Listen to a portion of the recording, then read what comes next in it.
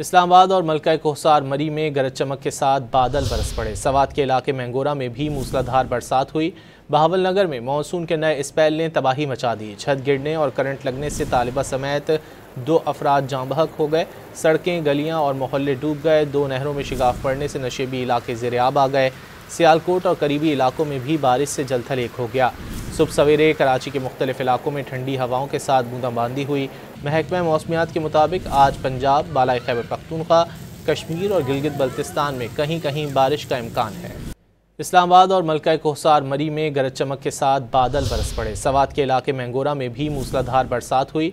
बहावल नगर में मानसून के नए स्पेल ने तबाही मचा दी। छत गिरने और करंट लगने से तालिबा समेत 2 अफराद जाँ बहक हो गए।